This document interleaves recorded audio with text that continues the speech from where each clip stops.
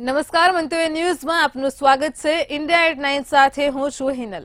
આજે દેશભરમાં 78મા સ્વતંત્રતા પર્વની ઉજવણી થઈ રહી છે। દેશના વિવિધ શહેરોમાં તિરંગા યાત્રા પણ યોજાઈ છે। તો દેશના વડાપ્રધાને દિલ્હીના ઐતિહાસિક લાલ કિલ્લાથી રાષ્ટ્રધ્વજ ફરકાવ્યો હતો। સતત 11મી વખત પીએમ મોદીએ લાલ કિલ્લાની પ્રાચીરથી સંબોધન કર્યું હતું અને વહેલી સવારે જ પીએમ મોદીએ રાજઘાટ જઈને મહાત્મા ગાંધીને શ્રદ્ધાંજલિ આપી હતી। 78મા સ્વતંત્રતા દિવસની થીમ વિકસિત ભારત છે। આ અંતર્ગત આઝાદીના 100મા વર્ષ 2047 સુધીમાં ભારતને વિકસિત રાષ્ટ્ર બનાવવાનું લક્ષ્ય પણ નક્કી કરવામાં આવ્યું છે। પીએમ મોદીને ગાર્ડ ઓફ ઓનર આપવામાં આવ્યું। સ્વતંત્રતા દિવસના ફૂલ ડ્રેસ રિહર્સલ દરમિયાન આર્મીના હેલિકોપ્ટરે લાલ કિલ્લા ઉપર ફૂલોની વર્ષા કરી હતી।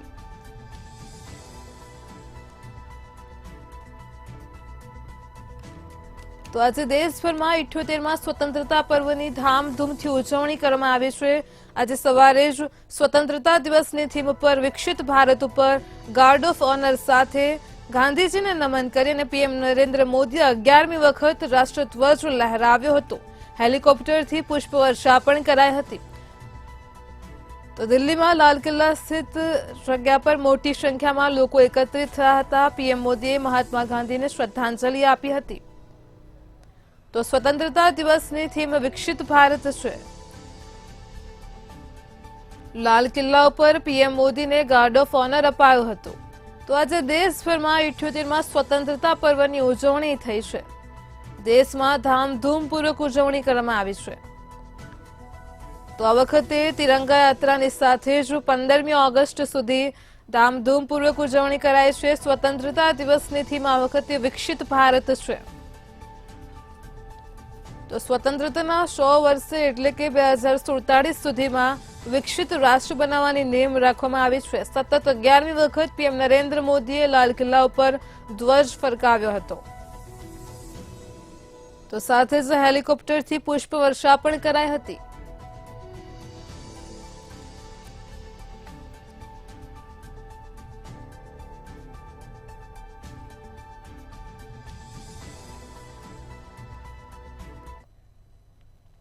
આજે દેશભરમાં 78મા સ્વતંત્રતા પર્વની ઉજવણી થઈ રહી છે અને ત્યારે દેશના વડાપ્રધાન નરેન્દ્ર મોદીએ દિલ્હીના ઐતિહાસિક લાલ કિલ્લા પરથી રાષ્ટ્રધ્વજ ફરકાવ્યો હતો। સતત 11મી વખત લાલ કિલ્લાની પ્રાચીરથી વડાપ્રધાને સંબોધન કર્યું હતું। દેશને સંબોધિત કરતા સ્વતંત્રતા સેનાનીઓને પણ યાદ કર્યા હતા અને દેશના કપરા સમયગાળાને પણ યાદ કર્યો એટલે કે કોરોના કાળ અંગે પણ વાત કરી। તો આવો સાંભળીએ પીએમ મોદીનું સંબોધન। साथियों, हम कैसे भूल सकते हैं कोरोना के वो संकट काल।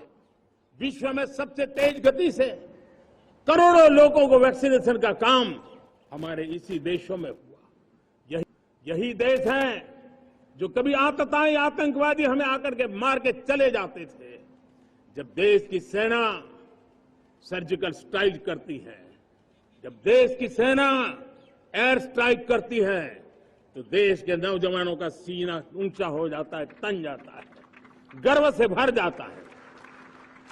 और यही बातें हैं जो आज 140 करोड़ देशवासियों का मन गर्व से भरा हुआ है। हमने वोकल फॉर लोकल का मंत्र दिया। आज मुझे खुशी है कि वोकल फॉर लोकल ने अर्थतंत्र के लिए एक नया मंत्र बन गया है। हर डिस्ट्रिक्ट अपनी पैदावार के लिए गर्व करने लगा है। वन डिस्ट्रिक्ट वन प्रोडक्ट का माहौल बना है। अब वन डिस्ट्रिक्ट वन प्रोडक्ट को वन डिस्ट्रिक्ट का वन प्रोडक्ट एक्सपोर्ट कैसे हो, उस दिशा में हर जिले सोचने लगे। સ્વતંત્રતા દિવસ પર વડાપ્રધાન નરેન્દ્ર મોદીએ ધ્વજ ફરકાવ્યો હતો। વડાપ્રધાન નરેન્દ્ર મોદીએ લાલ કિલ્લા ઉપર સતત 11મી વખત ધ્વજ ફરકાવ્યો છે। ધ્વજ ફરકાવ્યા બાદ પીએમ મોદીએ લાલ કિલ્લા પરથી રાષ્ટ્રને સંબોધન કર્યું હતું। વડાપ્રધાન મોદીએ પોતાના સંબોધન દરમિયાન યુસીસીને લઈને મોટો સંકેત આપ્યો હતો। વડાપ્રધાન મોદીએ કહ્યું કે અમે સાંપ્રદાયિક નહીં પણ ધર્મનિરપેક્ષ નાગરિક સંહિતા ઈચ્છીએ છીએ। તેમણે કહ્યું કે ધર્મનિરપેક્ષ નાગરિક સંહિતા વર્તમાન સમયની માંગ છે। દેશનો કોઈ કાયદો ધર્મ पर आधारित न होवो જોઈએ।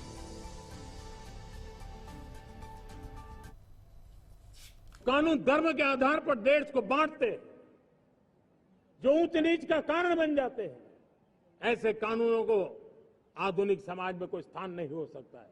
और इसलिए मैं तो कहूंगा, अब समय की मांग है कि देश में एक सेकुलर सिविल कोड हो।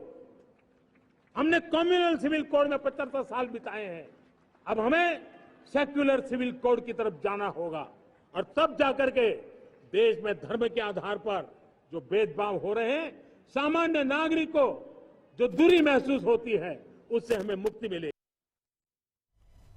સમગ્ર દેશ આજે 78મો સ્વતંત્રતા દિવસ ઉજવી રહ્યો છે। વડાપ્રધાન નરેન્દ્ર મોદીએ 11મી વખત લાલ કિલ્લા પરથી તિરંગો ફરકાવ્યો હતો।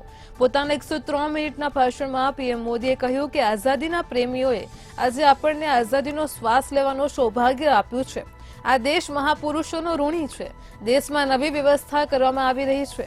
દેશને આગળ લઈ જવા માટે નવી નીતિ બનાવવામાં આવી રહી છે અને તેનાથી દેશની સિસ્ટમમાં વિશ્વાસ વધે છે। આજનું યુવાધન આ પરિવર્તન જોઈ રહ્યું છે। છેલ્લા 10 વર્ષમાં તેના સપનાને વેગ મળ્યો છે। આજે સમગ્ર વિશ્વમાં ભારતની પ્રતિષ્ઠા વધી છે। આજે વિશ્વમાં યુવાનો માટે રોજગારીની નવી તકો ઊભી થઈ છે, જે આઝાદીના આટલા વર્ષો પછી પણ ઉપલબ્ધ ન હતી અને હવે તેમના દરવાજો ખખડાવી રહી છે।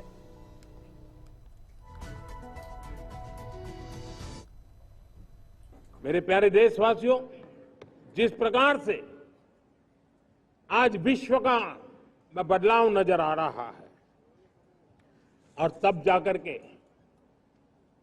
स्किल का महत्व बहुत बढ़ गया है और हम स्किल को और नई एक ताकत देना चाहते हैं। हम इंडस्ट्री 4.0 को ध्यान में रख करके हम स्किल डेवलपमेंट चाहते हैं।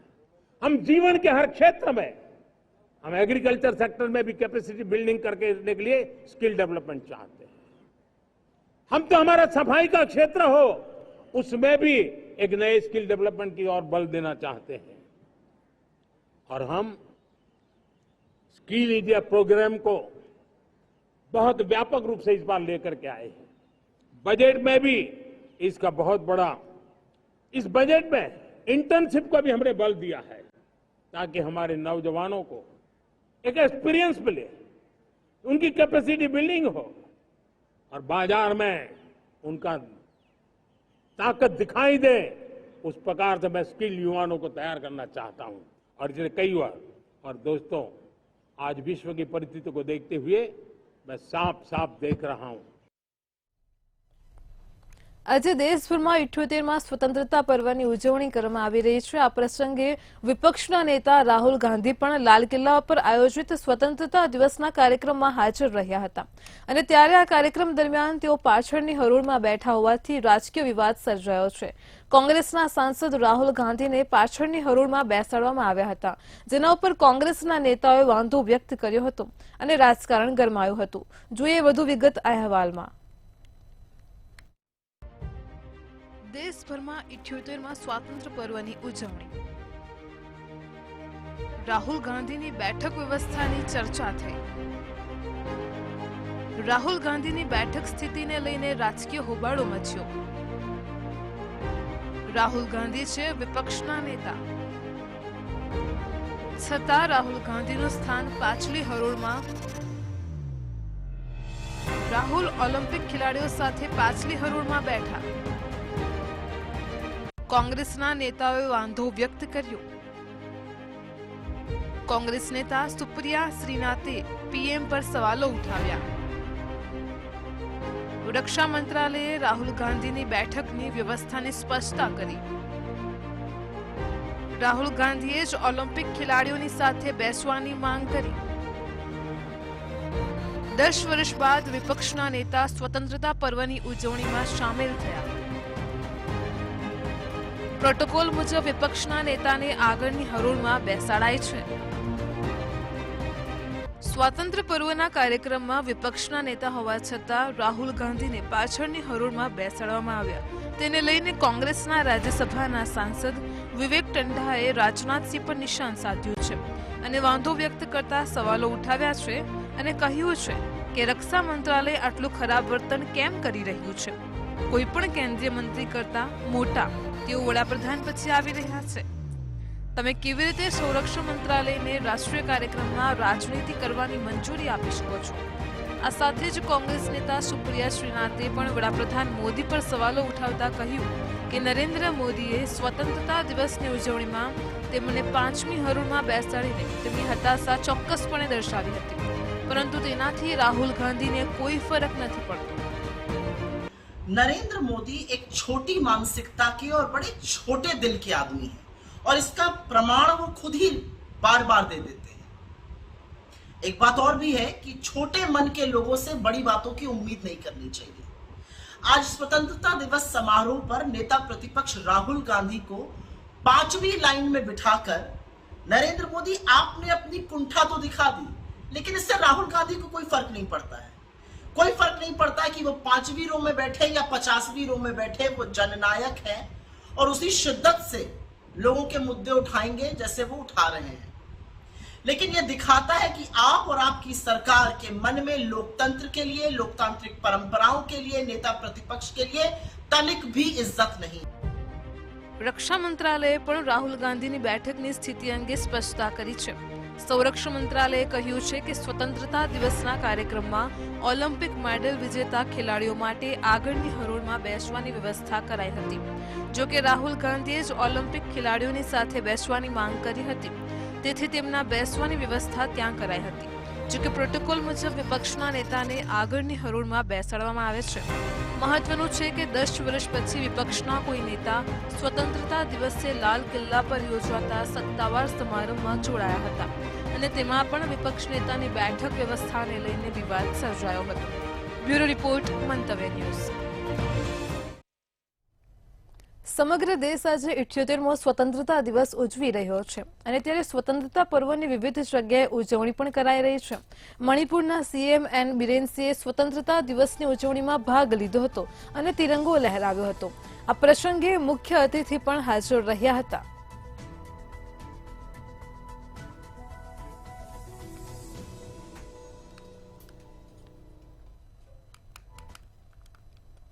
રાષ્ટ્રીય સ્વયંસેવક સંઘના વડા મોહન ભાગવતે 78મા સ્વતંત્રતા દિવસ પર નાગપુરમાં આરએસએસના હેડક્વાર્ટરમાં રાષ્ટ્રધ્વજ ફરકાવ્યો હતો। તેમણે કહ્યું, આવનારી પેઢીએ આઝાદીની રક્ષા કરવી પડશે, જે આપણને અનેક લોકોના બલિદાન પછી મળેલી છે। બાંગ્લાદેશ સંકટનો ઉલ્લેખ કરતા ભાગવતે કહ્યું કે પાડોશી દેશમાં ઘણી અશાંતિ છે, ત્યાં રહેતા હિન્દુ ભાઈઓને કોઈ દોષ વગર સહન કરવું પડી રહ્યું છે, તો ભારતની પોતાની સુરક્ષા અને સ્વતંત્રતા રહેવાની જવાબદારી છે।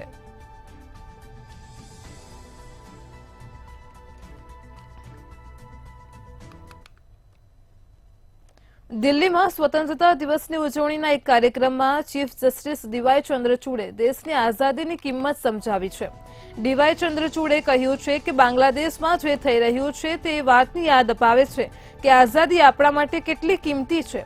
સીજીઆઈએ કહ્યું કે અમે 1950માં બંધારણ અપનાવ્યું અને તેનું પાલન કર્યું। આ જ કારણ છે કે સ્વતંત્રતામાં કોઈપણ પ્રકારની દખલગીરી નથી। સ્વતંત્રતા કે આઝાદીને હળવાશથી ન લઈ શકાય। આ કેટલું મહત્વનું છે તે ભૂતકાળની વાર્તાઓ પરથી સમજી શકાય છે।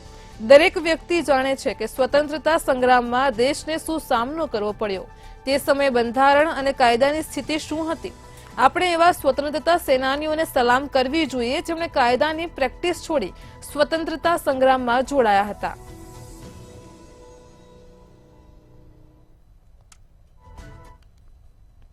ભારતે આજે તેનો 78મો સ્વતંત્રતા દિવસ ઉજવ્યો છે। કોંગ્રેસે એઆઈસીસી હેડક્વાર્ટરમાં પણ ધ્વજ ફરકાવ્યો હતો। આ પ્રસંગે કોંગ્રેસ અધ્યક્ષ મલ્લિકાર્જુન ખડગેએ પોતાના સંબોધનમાં ભાજપ પર પ્રહારો કર્યા હતા અને સરકારને વિભાજનકારી વિચારસરણીને પ્રોત્સાહન આપતી ગણાવી હતી। કોંગ્રેસ અધ્યક્ષે કહ્યું કે તેઓ નફરત ફેલાવવાના ઇરાદાથી પાર્ટીશન હોરર્સ મેમોરિયલ ડેની ઉજવણી કરે છે।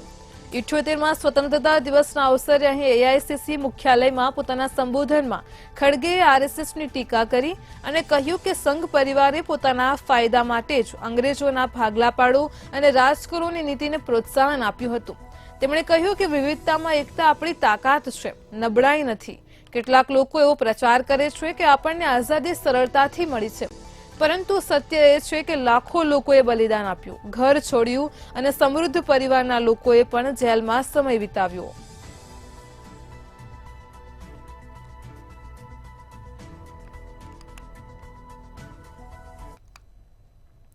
કોલકાતામાં આર્ચીકર મેડિકલ કોલેજની મહિલા ડોક્ટર સાથે બનેલી ઘટનાથી લોકોના કાળજા કંપી ગયા છે। આ બાબતે હજુ પણ ઠેર ઠેર વિરોધ પ્રદર્શન ચાલી રહ્યો છે અને તેવામાં જ 15મી ઓગસ્ટે દેશભરમાં સ્વતંત્રતા પર્વની ઉજવણી યોજાઈ રહી, પરંતુ કોલકાતામાં આઝાદીની મધ્યરાત્રિએ જ રિક્લેમ ધ નાઇટ યોજાયું। આ દરમિયાન ઘણી જગ્યાએ વિરોધ થયા। શું છે આ રિક્લેમ ધ નાઇટ, જોઈએ આ અહેવાલમાં।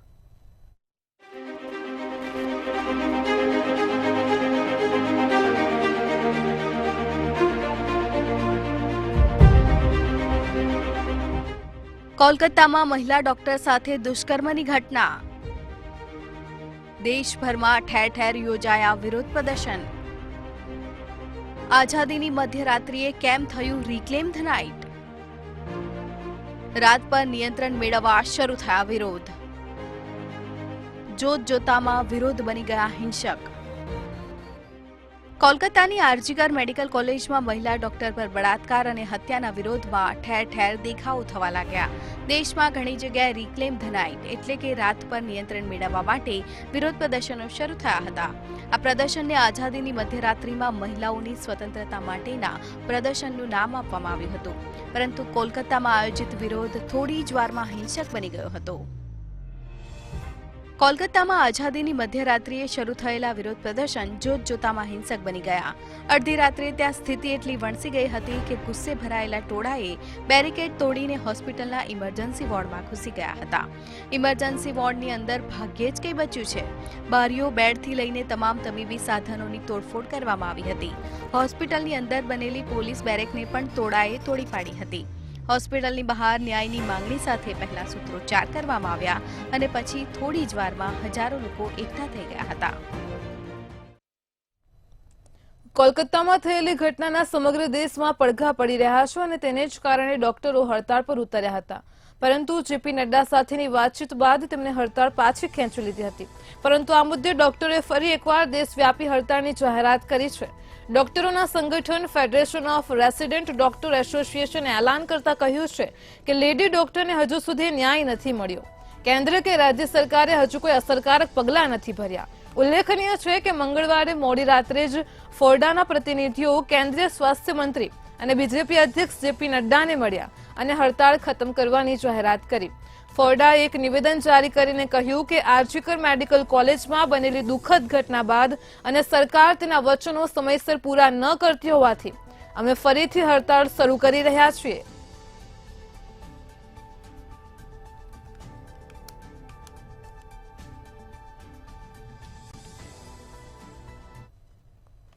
સ્વતંત્રતા પર્વના દિવસે ખેડૂતોએ પોતાની માંગણી પર અડગ રહી ટ્રેક્ટર રેલી યોજી હતી। છેલ્લા 6 મહિનાથી કેન્દ્ર સરકાર સામે ખેડૂતોની લડત ચાલી રહી છે અને સંગઠનોએ પંજાબ અને હરિયાણામાં ટ્રેક્ટર રેલી યોજી હતી, તો શંભુ બોર્ડરથી દરેક જિલ્લામાં રેલી કાઢવામાં આવી છે।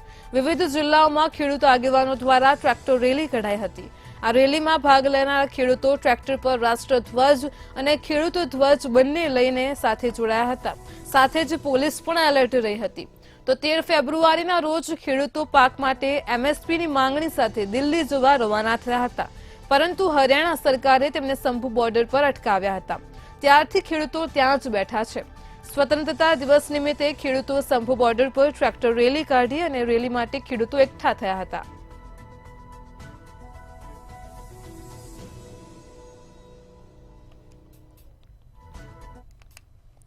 દેશભરમાં વરસાદી માહોલ ચાલી રહ્યો છે। મેઘરાજાએ અનેક જગ્યાએ તારાજી પણ સર્જી છે। ત્યારે હવે હવામાન વિભાગે 21 રાજ્યોમાં ભારે વરસાદનું એલર્ટ જાહેર કર્યું છે। રાજસ્થાનના અનેક વિસ્તારોમાં ભારે વરસાદ પડી રહ્યો છે। જયપુરમાં રસ્તાઓ 2 થી 3 ફૂટ પાણીથી ભરાઈ ગયા છે। ઘણી જગ્યાએ કાર અને બાઇક પણ તરતી દેખાઈ રહી છે। અનેક શહેરોમાં રેલવે સ્ટેશન પરનો ટ્રેક પણ પાણીમાં ડૂબી ગયો હતો। તો ઝારખંડના સિમડેગામાં વીજળી પડવાથી હોકીના 3 ખેલાડીઓના મોત થયા અને 5 ઘાયલ થયા। આ ઘટના કોલીબડી વિસ્તારમાં બની હતી અને પોલીસના જણાવ્યા અનુસાર આ ખેલાડીઓ મેચ રમવાની તૈયારી કરી રહ્યા હતા।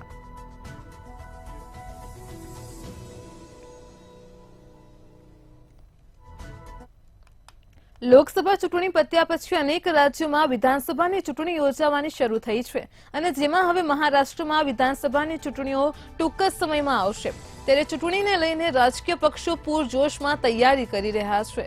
એનસીપી ચીફે મોટી જાહેરાત કરી છે। આ જાહેરાત બાદ મહારાષ્ટ્રમાં મોટી ઉથલપાથલ પણ જોવા મળી શકે તેવી સંભાવના છે। તો મહારાષ્ટ્રમાં આ વર્ષે ઓક્ટોબર સુધીમાં વિધાનસભા ચૂંટણી યોજાવાની શક્યતા છે।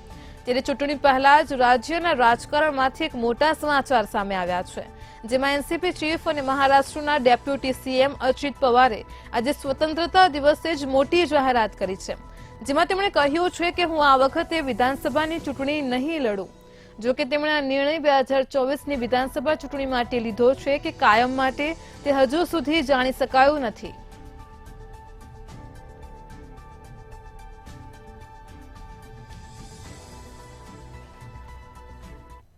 इंडिया@9 માં હાલ આટલું જ। વધુ સમાચાર માટે જોડાયેલા રહો મંતવ્ય ન્યૂઝ સાથે। નમસ્કાર।